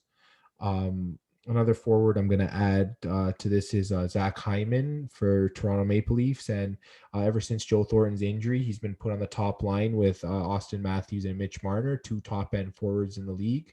So he gets prime opportunities to succeed being on that line. And I guess like the common theme for my pickups this week is like top-end exposure. He's 45% owned right now. His plus minus has been solid in the plus. He's chipped in some points here and there. Definitely got some shots on goal. He's gotten about 2 or 3 shots on goal per game, and he definitely throws hits. He'll get about 2 or 3 hits per game as well. So he's a pretty well-rounded forward, and definitely while Joe Thornton's out for the next few weeks, Zach Hyman is definitely a player to own. And then just one more forward I'll add is Alex Texier.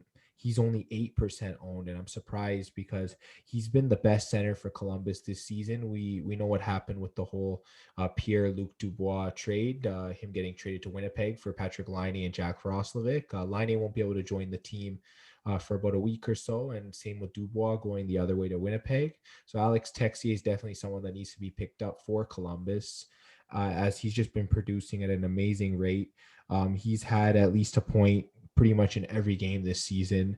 That's fantastic. And his plus minus hasn't been too bad considering the record of his team. So he's definitely someone to look forward to. Gets about 2 or 3 shots per game as well. And he'll throw the occasional hit. So I guess these are even deep league guys because they're the last couple guys I mentioned have been only like under 10% owned, both for Hagee and Texier. So they're definitely forwards you can look at in deep leagues as well. Sounds good. It looks like the players that you mentioned, they're probably going to blow up really soon. So you have to pick them up pretty quick. They're the kind of forwards that like if I'm telling you to pick them up now, you better pick them up now before they're gone. They're like players that you kind of got to be looking ahead. Who are going to be the guys that are going to get picked up? You got to look at where they're playing, how they've been producing. Why are people not picking them up? Why I should get ahead of the game and try and pick them up. So yeah. Yeah, that sounds good. So I got a few forwards as well.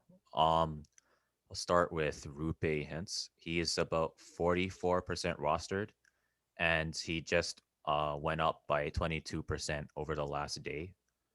Wow. I think his rank is 138. He can play both center and left wing, and he has 1 goal, 4 assists. He has -1 plus minus and one shot on goal. So he's more of a, I guess, like an assist forward. And the next forward I have is Denis Gurianov. He's 27% rostered. His rank is low right now, but his stats are pretty good. I He think Dallas has hasn't played that many games. That's why. I think they've only played yeah, 3 games yeah, because of the whole COVID thing. I think that's why his rank's kind of right. low. Yeah. Yeah. I think his rank is gonna get his rank is gonna raise by a lot probably by the end of this week or next week. Yeah. He's got like so far 2 goals. His plus minus is -1, and he has 10 shots on goal. Well, that's good. And so this is pretty good. And I think he has one PowerPoint play goal as well. So I think probably by the next week his rank's gonna rise by a lot. And I have Garland again and people haven't really been picking him up.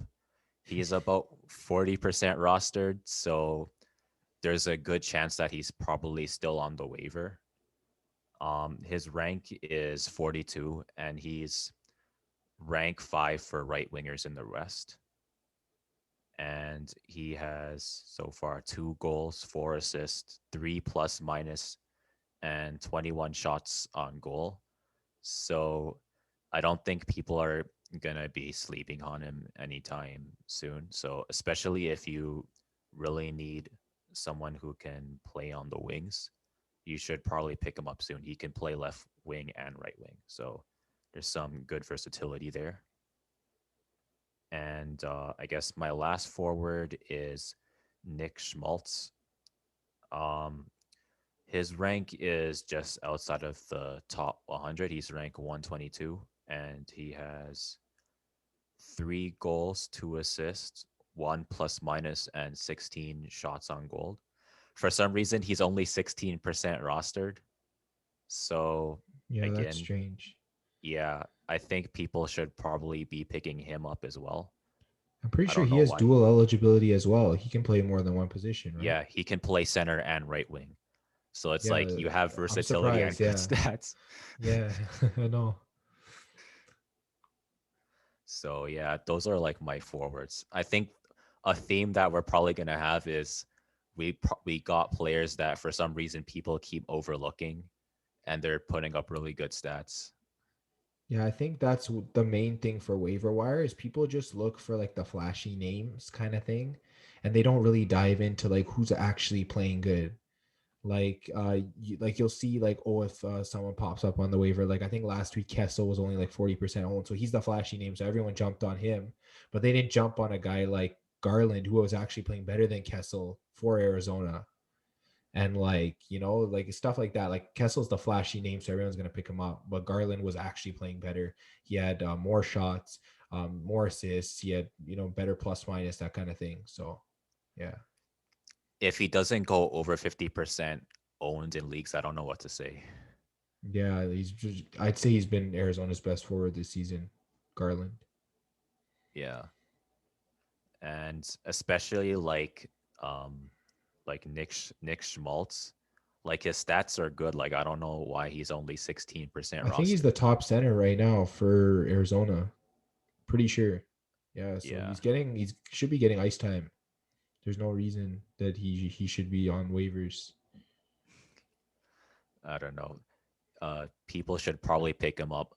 Probably by next week, they'll probably. I think Nick Schmaltz will be like maybe 40% owned or something. So Yeah, we'll should have to see. probably, yeah. Like if especially if you're in a deep league, you should probably pick him up right now. Oh, easily. He shouldn't be on the if you're in like 14 man plus, if he's on the waiver, he's a instant pickup for sure. Yeah. So next we're gonna talk about defensemen. So who are some defensemen that you have? I have young defensemen as a common theme. I'll start with Ty Smith and the New Jersey Devils. He's just had a great start. He's actually a rookie. He's just played really well in his ice time for New Jersey. Some people say his minutes are sheltered. I know some games he's only played around 11 or 12 minutes, but I mean, he has put up good stats. I mean, this season, like he's just been fantastic. He's put up assists. He's put up just a good plus minus overall. Put up points on the power play, lots of shots. I think he has like 22 shots on the year, and that's for a defenseman. So that's really fantastic. Got 12 hits on the year. He's just been producing quite well. Ty Smith's definitely someone to add. Let me just see his. Sorry, let me just double check his final stats. I'm pretty sure he has more than that. Oh yeah, he has a goal, 5 assists. Sorry, 10 shots on goal, 5 hits. Sorry, I was just looking at an average, but his actual stats are 1 goal, 5 assists, plus 5, 1 power play point, 10 shots and 4 hits. So he's been proper this year. He's been a really good defenseman as a rookie. He's been added over 20% in the last week. So being around 25% owned, he definitely needs to be picked up in leagues. I know there's a lot of defensemen that have gotten off to slow starts. Ty Smith is definitely someone that needs to be picked up. He can be a top 5 defenseman in a 12-team fantasy league.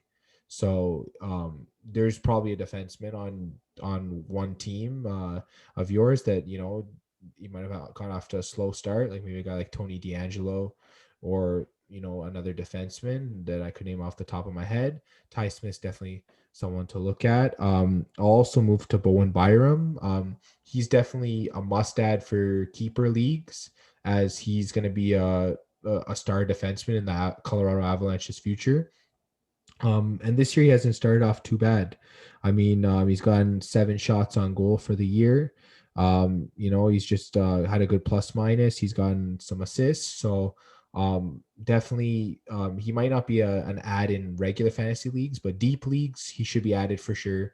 And keeper leagues, he should be added for sure, as he'll be a valuable fantasy asset in the future. He's 13% rostered right now in Yahoo leagues. So if you need a 5th defenseman, like I said, he's another person that you can look at adding. And then just talking one more time, I'll talk about Devon Taves. He's just under 50% owned as we're recording this. And we've been talking about him for weeks, and people still haven't picked him up. So go pick up this guy. He's played fantastic in his last few games. He's had about 2 goals, 2 assists, 3 power play points, 9 shots, 5 hits.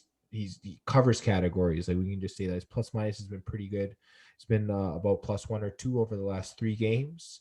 So his plus minus is trending in the right direction. He's definitely someone to look at as well before he goes over 50% owned. And in that case, he won't be available in most leagues. So add Devon Taves into your lineups. Wow, those are like a lot of players that, like, if you don't pick them up like now, you're probably not going to be able to pick them up. I think he went from like the first week we talked about him like a 25% ownership. Then he went up to like a 30%. Now he's almost 50%. So by next week, I feel like he's going to be over 50% owned the way he's been playing. He's been playing fantastic. Yeah. And so I'll talk about some of my, I'll talk about my one defenseman. So I have Justin Falk. He's 37% rostered, but his rank is 44, and he's top 10 in defensemen in the West, and he has 2 goals, 5 plus minus, and he has 18 shots on goal. So that's really good for a defenseman. So uh, again, 37% rostered. So if you need a defenseman, you should probably pick him up now. Yeah, I think I can agree with that. He's a solid defenseman. He's played pretty well for St. Louis this year. Yeah. So next we're gonna talk about goalies. So what goalies do you have on the pickup? I'm gonna start with Capo Kakinen, and with Cam Talbot's injury for the Minnesota Wild, Kakinen's become their starting goalie, and he's just played well in the starts that he's had.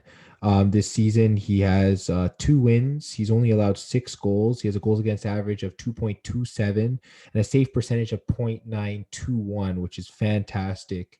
Those are solid numbers. Those are starter level numbers. So he's only 30% owned right now. So if you need a starting goalie for the next week or so, if you're in a bind, maybe you have Talbot, or you have someone like Samsonov or Blackwood that might be hurt, you need a guy, Kakinen is definitely a good option for you to add.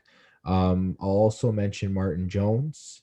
Martin Jones has played pretty well for the San Jose Sharks. He seems to be carving out that starter role for them. I know it was back and forth between him and Dubnyk at the beginning of the season, but he's played pretty well overall. I know he's had a couple shaky games here and there, but he has 3 wins on 5 or so starts this season, so he has played pretty well. I know his averages won't wow you, but the fact that he's just putting up wins on a subpar team is enough for certain fantasy owners. He's 22% rostered, so if you need some wins, maybe his average will improve over the rest of this week, and you should be able to get some value out of Martin Jones. Nice. So I'll talk about my goalies. I think a theme for some of the goalies is they're basically the next man up. The starters have been out, so the goalies who are replacing them, they're on fire this week. Like, for example, Vitek Vanacek, he's 37 or 31% rostered. His rank right now is 197, but he's probably gonna be ranked higher. He has so far 2 wins and a 91.2% save rate. And my next goalie is Wedgwood. He's 5% rostered. His rank is 55 right now, and he has 1 win and a 93.7% save rate. So for these two goalies, the starters on their teams had COVID. So while they're in COVID protocol, these guys are the next man up, and they've been really holding the fort. They've been, they've been playing like as good as a starters in my opinion. So there's a possibility that even when the starters come back, uh, depending on how well they do, they might get more minutes. Yeah, I feel like that some of them will get more starts. I think Wedgwood even had a shutout this week. So that's a bonus if you Yeah. owned him.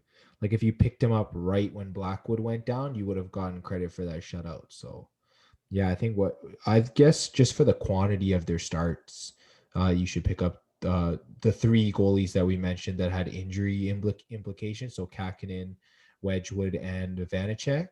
They're definitely the must adds, and then Jones is more of like a deeper ad, I think, for goalies. And Wedgwood's only 5% owned. That's insane. That like he's starting right now. He should be at least 20% owned. Like even if you don't think New Jersey's a good team, he should still be at least 20% owned. Yeah. Like even though he's on New Jersey, his rank in the East is 11. So he's the 11th best goalie in the East right now. Yeah, that says a lot.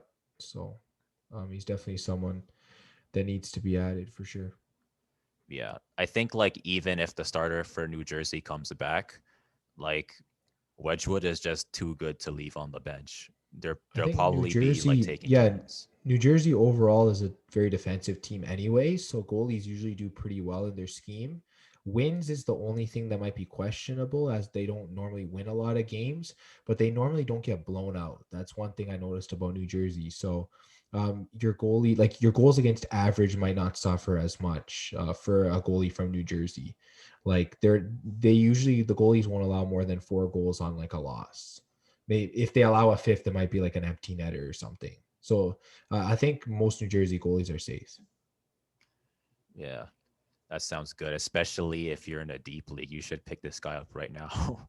Oh yeah, for sure. Easily should be one of your 3 goalies in your lineup. Yeah. So those are the pickups that we have.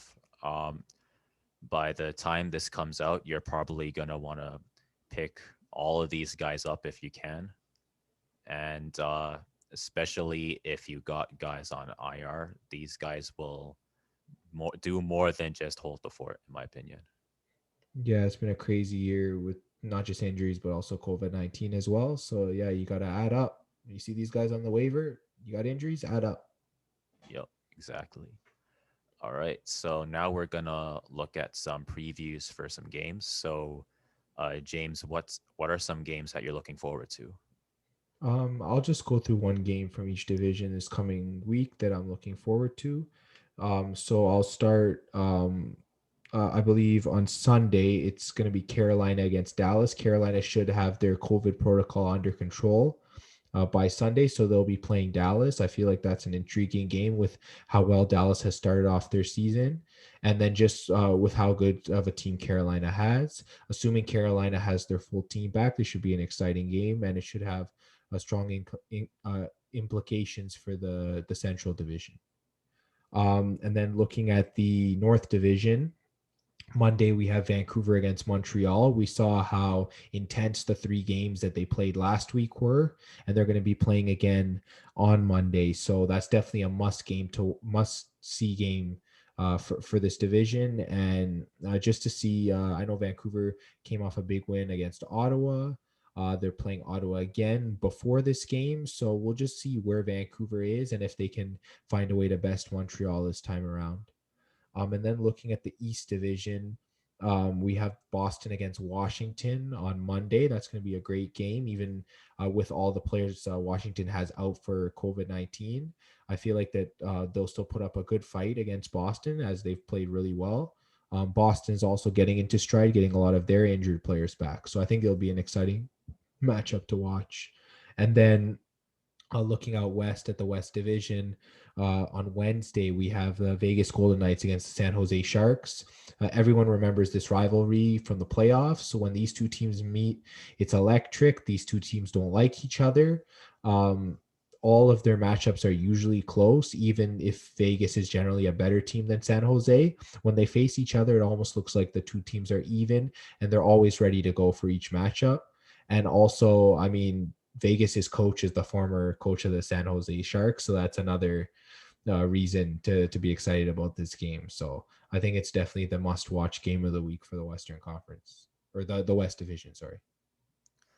Yeah, so I guess I just wanted to talk about Vegas versus San Jose a little bit.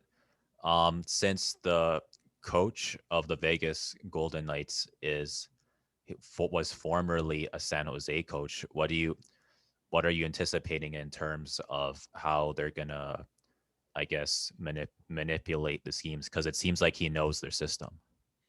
Yeah, one thing that I have noticed lately is Vegas has been getting the better part of San Jose in the season. So I guess it honestly it just comes down to whether the Sharks can play defense in this game. They just came off of a blowout earlier this week against Colorado. San Jose's defense is in question right now, so they really just gotta figure things out, see what's going on with their defense, and just other than that, I think the Sharks have good coaching as well. So this should be a close game. I know that Vegas also has taken some losses recently, so I think both teams will be trying to get back on track, and it's a good way to do it is against one another. Yeah, it looks like this is gonna be another.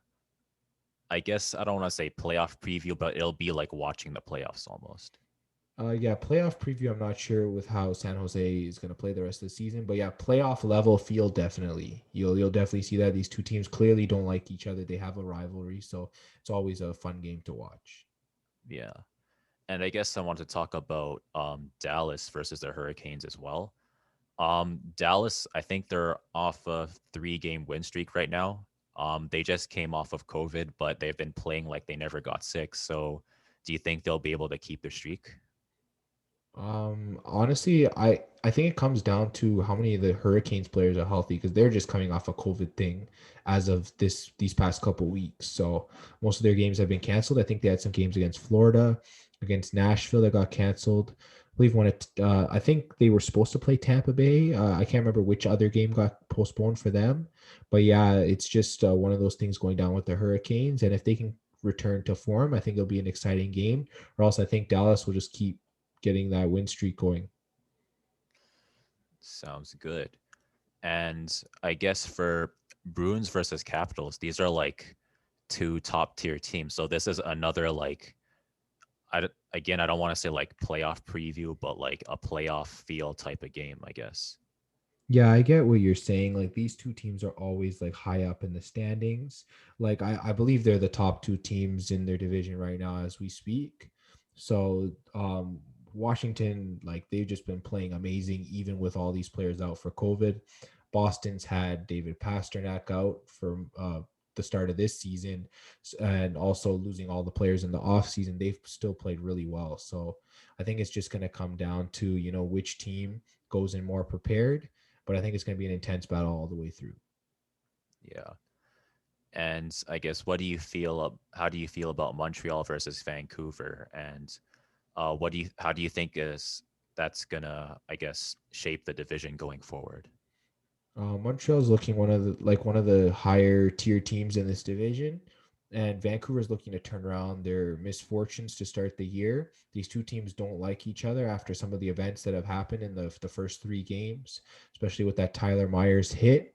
There's been a lot of fights. It's been very intense. There's been a lot of goal scoring too.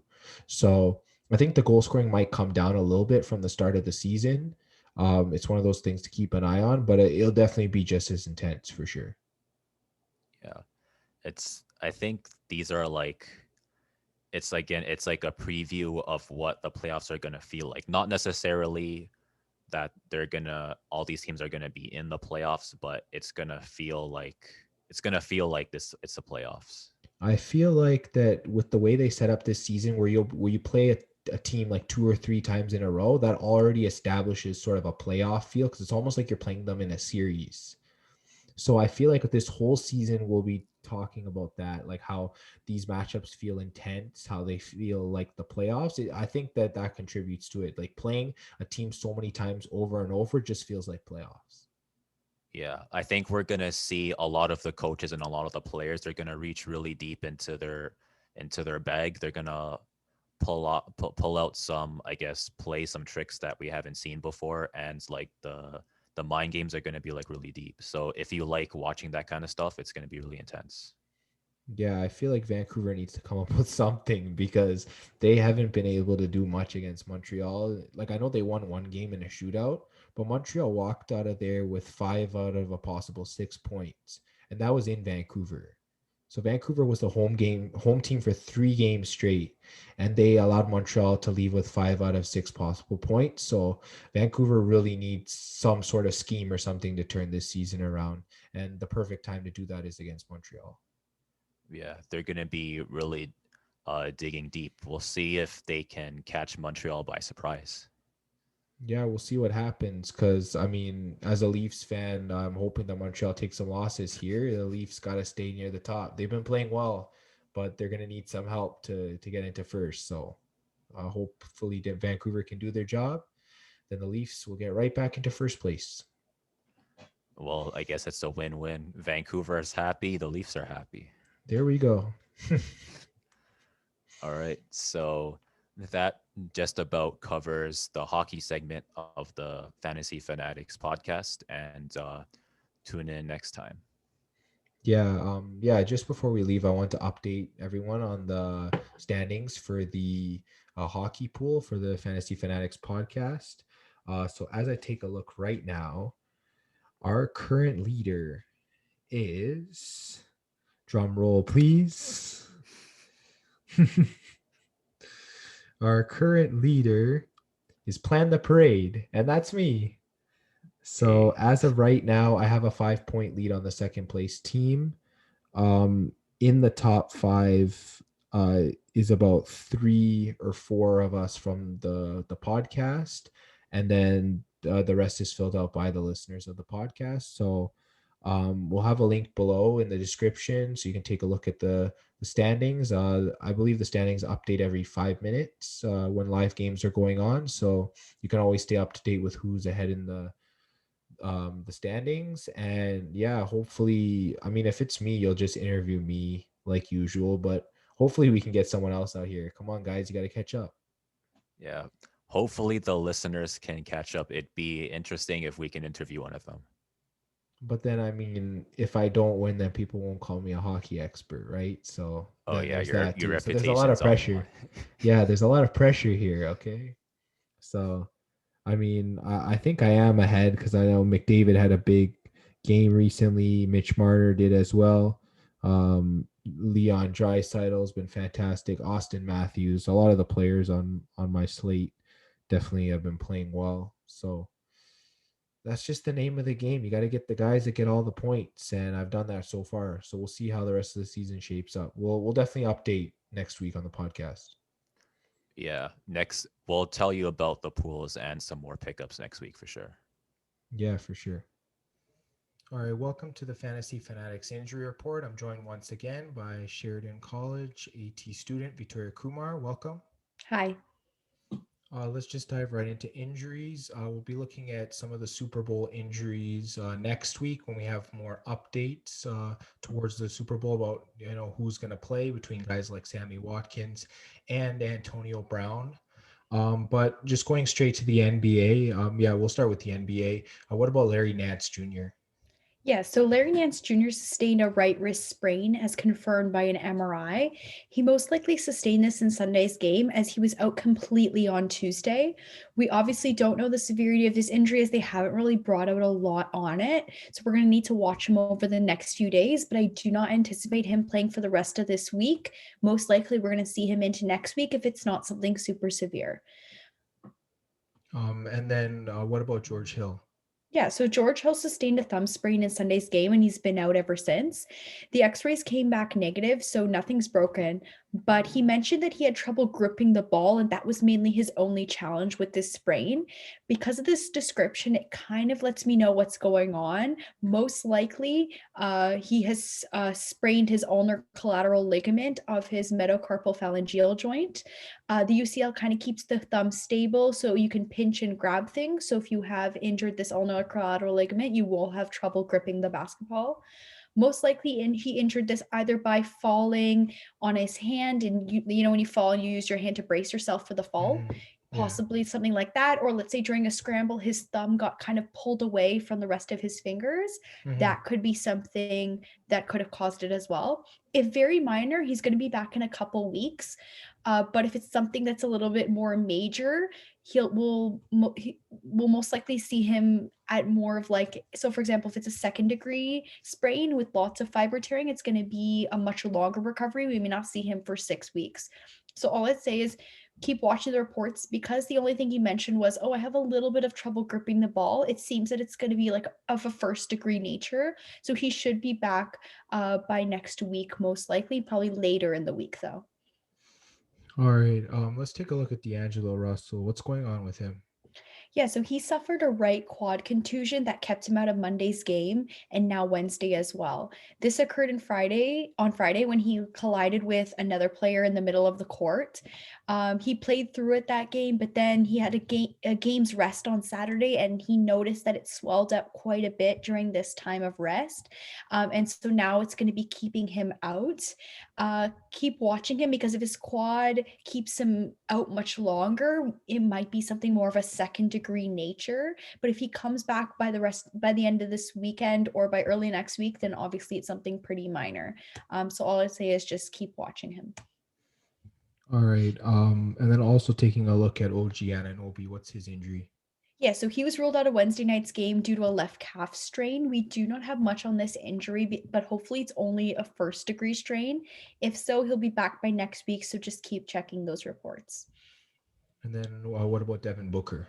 So he has a left hamstring strain, and he will miss Wednesday's game. And now this is his second straight game that he's missed. He should be back by the latest Saturday. So it seems that this is not something that is super severe. All right. What about Jarrett Culver? Yeah, so Jarrett Culver sprained his left ankle. He suffered this on Monday, and he was also ruled out of Wednesday's game, so he did not play on Wednesday. We do not have much more on the severity. He's kind of labeled as day-to-day, so unless they announce something saying that it came out, let's say an MRI saying it was more severe, he should be back by the weekend or early to mid next week. All right. What about Christian Wood? Yeah, so he sustained a right ankle sprain and hasn't played since January 20th, but he's now ready to go, and he's going to play on Thursday. So I would say put him in your lineup then. All right. What about Robert Covington? So Robert Covington sustained a concussion most likely in Sunday's game, and he's going through that concussion protocol at the moment. So he will not play on Thursday for sure, as he's still going to be within that protocol. But most likely he will be back on Saturday or soon after that. What about Wendell Carter Jr.? Like, how severe is his injury? So he has a pretty severe right quad contusion. They confirmed this with an MRI. So most likely we're looking at a second degree contusion where there's lots of fiber tissue damage. So he's going to be out for the next 3 to 4 weeks. So I'd put him on your IR for now. All right. What about Karis LeVert? I think this is an update from last week. Yeah. So last week I mentioned that when he got traded to the Pacers, they found during his physical that there was a mass that they found on his left kidney. So just an update on that mass. They did deem it as a renal cell carcinoma, which is cancerous in nature. So this is kidney cancer. It actually originates in the lining of your proximal convoluted tubercle. So that's what transports the urine from your kidney, that tubercle. So because of this, he had to have surgery. He had surgery on Monday. So he'll probably be out approximately the next 3 to 6 weeks. Again, they didn't say, but that's normally what recovery time is for a kidney surgery, is about 3 to 6 weeks. All right. And then Donovan Mitchell, why was he out from these last games? Yeah, so Donovan Mitchell has entered into a concussion protocol as he began to feel symptoms on Wednesday morning following Tuesday's game. He'll likely be out for the next week, so I'd keep an eye on him. He will probably be back late next week if it's not a severe concussion, and then more if it is more severe. All right. And then what about some of the COVID situations going on in the NBA? Yeah, so I'll start with Darius Saric from Phoenix Suns. So he's been out since January 18th on the COVID list. He could return as early as Saturday's game. They mentioned that he needs to get his conditioning up. So this is going to be really his only challenge. This alone tells us that he may have had symptoms of COVID-19. So if he's not ready by Saturday, then we will probably see him early next week, as it seems he's been cleared. Moving on to Damian Jones, also from Phoenix. He was put on the COVID list on January 21st and has not played since. We don't have a return date for him, so obviously this means that he has not been cleared yet. And finally, our last two are Kawhi Leonard and Paul George from the Clippers. They were put on the COVID list on Monday. The team expects them back soon, so it's possible this was only a close contact type of situation. Oh, okay. Yeah, the team's about to go on a 6-game road trip, and they said that they are going to miss the first 4 games for sure, but hoping they'll be cleared by the last 2, and then they'll make the flight out and make it for the last 2 games. So just kind of keep an eye on them and see if they get cleared for these 2 final road trip games. All right, that sounds good. And just some updates on some NHL injuries. We'll start with Pavel Francouz.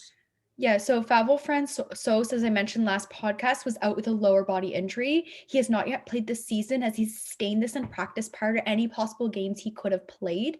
He isn't expected to return in the near future, so most likely this is a more severe lower body injury. This could be something like a second-degree sprain to any ligaments, second-degree tear to any muscles, that kind of thing. Another update I have is on Matt Grzelcyk. So last Monday, Grzelcyk was out with an injury that occurred during an awkward fall in the game. He has not played since. He practiced on Tuesday, but this was kind of a late scratch right before the game as he didn't end up playing. This indicates he's most likely, though he is close to playing if he was a possibility. And he practiced on Wednesday, so this tells us he's probably ready to go by Thursday night. And then my last update is David Pasternak. So he just another quick update. I've been giving kind of week to week updates on him. He's now wearing a regular practice jersey in practice. So this means he is good for full contact. He's been cleared. This may even be he may be even ready to go by this weekend. We do not know. But his first contact day was only on Monday. So for the severe injury that he's gone through, we may not see him until early to mid next week. But obviously that alone is a good sign, as he's progressing much quicker than was anticipated. Just stepping back a little bit back to Pavel Francouz. I think for goalies, if it's a lower body injury, do you think it might be like some groin issue? It could Is that be. possible? It's possible it's a second-degree groin injury, like I mentioned, so it could be a second-degree tear to any of his muscles. I don't really know because they haven't really given much information. That's kind of what happens with the NHL. They're not like basketball, where basketball like clearly tell you what's going on with each of the players. And from there, you can kind of say, well, if it's a first degree, he's going to be out this long. If it's a second degree, he's going to be out this long, and that kind of thing. With hockey, they don't really give this information. And because of that, I have no idea. I guess because of the nature of the sport being contact, they don't always want to release the information because the Exactly. person could get hit in that area by another player on another team. So I Yeah, think that exactly. makes sense. Mhm. And then stepping to some new injuries. What about Jamie Benn? Yeah, so Jamie Benn has been labeled a lower body injury. Like I just mentioned with hockey, sometimes they're very vague about it. But with him, I actually got to see the injury, and some of the reports were saying it was a knee injury after seeing the nature of the hit. So what kind of happened was he had a collision with Victor Arvidsson when they played Nashville Predators. This was during their season opener on Friday. You can see Victor collide with Jamie Benn into his lower leg, and he kind of goes into this hyperextended knee position. This injury could obviously be a number of different things. So obviously there's concern for the ACL ligament, as when you bring the lower leg bone, the tibia forward on the femur, you can get some strain of that ACL. Yeah. As well, it could be something like his popliteal ligament, which is at the back of his knee. So it could be something like that.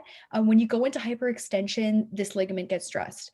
It could also be something like a hamstring strain, because when you go into knee hyperextension, your hamstrings cross over the back of your kneecap. So it could have been strained those as well. He did not play Tuesday night, however, and their next game is Thursday. To be honest, he may not play until he's had a full practice because he hasn't had one yet. He's only just skated. Once we see that he's had a full practice, then we can start seeing him in games. So again, like I said, I don't anticipate him Thursday, even though some reports are saying he might be back. Possibly Saturday seems like a more likely option. Yeah, I also know that the Washington Capitals have been dealing with a lot of injuries. Well, not just injuries, COVID situations as well. What about Tom Wilson? What's his situation? Yeah, so Tom Wilson sustained a lower body injury on Friday's game. He mentioned that this injury, like they, again, very vague on these injuries, but they kind of did a press interview with him.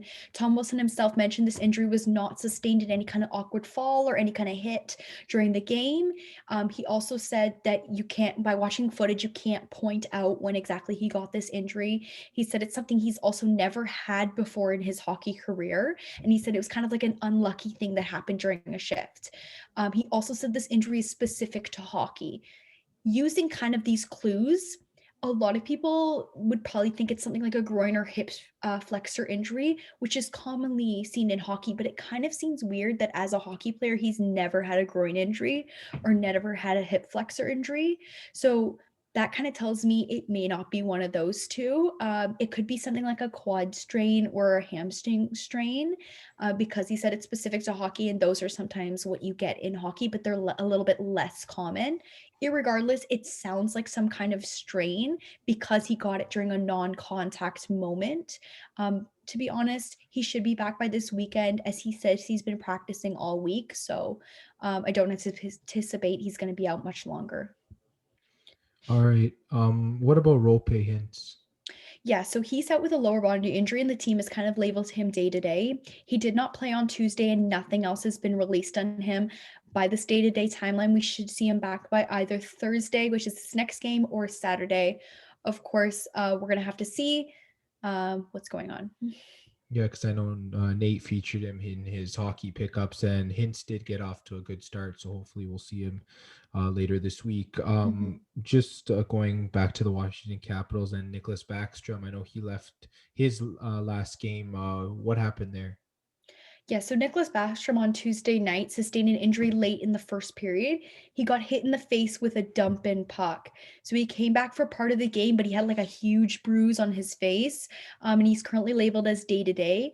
We don't know how this will affect him, but obviously they're going to check if he has a facial fracture. Probably when he went into the back, they kind of just felt, but did not do an x-ray. So that might be something that he's going to do this week. If he doesn't have a facial fracture, they're actually probably going to play him on Thursday, and they'll just put a full face shield on him so he doesn't get a hit again. Because as we know, there's a few players out who disobeyed the COVID rules, so they actually kind of need him. So I actually do think he's going to play on Thursday. I'm actually surprised they won their last game without Wilson and Backstrom, as well as all of the other guys. Yeah. I guess that kind of tells you that they're a really good team, because another person that was out was Lars Eller. He was put out as well during the game. I found that out as I was taking a look at everything regarding the Capitals and Nicholas Backstrom. So even they were without Lars Eller. So it seems they were out with quite a few players. Yeah, that's their top three centers right there. And then just moving to Tampa Bay, what's it looking like for Eric Chernak? Yeah, so he was driven hard into the boards by Nick Foligno, and he lost an edge one play later when they played the Columbus Blue Jackets. And then when he lost that edge, he kind of slammed into the wall. He's now labeled with an upper body injury, and he's currently day-to-day. Because of the postponing of Tuesday's game, where they got postponed, the Carolina Hurricanes and Tampa Bay Lightning game, he kind of had more time to rest up, so he might actually be ready to play on Thursday. We just need to watch him, if not by the weekend. All right. And then looking at Cam Talbot, what was his injury? Yeah, so he has a lower body injury. He sustained this in Friday's game against San Jose. He's only labeled day-to-day and has now missed 2 games, though, since then. He's also going to miss Thursday's game, as he's already been ruled out. So keep in mind, there have been no reports that he's even back to skating. Once we start to see him skating and back in practice, then we can anticipate games. So he probably won't play till the middle of next week at the earliest. All right, and I guess that's why I featured Capo Kakinen in the hockey pickups, because he's going to be the starter for Minnesota going forward until we see Cam Talbot back. So Exactly. Kakinen's definitely one of the main guys that needs to be picked up. Mm-hmm. And then just looking at the COVID situations going around, Mackenzie Blackwood, what are we looking at with him in terms of a timeline? Yeah, so he was put into the COVID-19 list about a week ago and he still hasn't been cleared. This may indicate a positive test result. We'll just need to keep watching him. So for now, just keep him out of your lineup. Other COVID people would be like Adam Bokovic and Alex Deprecat. I think is how you pronounce his name. DeBrincat, yeah. Deprecat, yeah. Deprecat, yeah. So they're both from the Blackhawks and they've both been put on the COVID list and they're expected to miss 2 weeks. This kind of tells us that they probably both tested positive if they have already announced they're going to miss this much time. So I'd keep them out of your lineup now for the next couple of weeks. And then I just kind of wanted to do a last update on the Carolina Hurricanes and their COVID situation. So they postponed Tuesday's game as they still had many players out with COVID-19. They instead now look to play Tampa Bay on Thursday. So hopefully they will be ready to go. And they've actually finally come back to start practicing. So it seems that Thursday's game is a for sure go ahead. Just a question with DeBrincat and Boquist. I know that they were in the game on Sunday. Was it immediately after that they were placed on the COVID list? Do you remember what day they were placed on the COVID list? Is it recent? Not exactly. I can't remember what it was sometime this week. So it seems though that they were positive. They didn't Okay. label any other players as being on the COVID list. So I don't know if that just means that they weren't in close enough contact with them or they tested everybody and they were fine. I'm actually not sure. But they mentioned with those two, they will for sure expect to miss 2 weeks. So that kind of Okay. already tells you that they were most likely positive. All right. Well, I guess that wraps up most of the injuries around sports. Victoria, thank you for your time. No problem. And once again, thank you for listening to the Fantasy Fanatics podcast. You can find us on YouTube, on Spotify, and Apple Podcast under Fantasy Fanatics Podcast. You can also follow us on Facebook at Fantasy Fanatics Podcast and on Instagram at Podcast Fantasy Fanatics. Also, the link, once again, for our hockey pool is down below. You can view the standings, who's winning, and so on. And thanks for listening, and tune in next week for our next episode.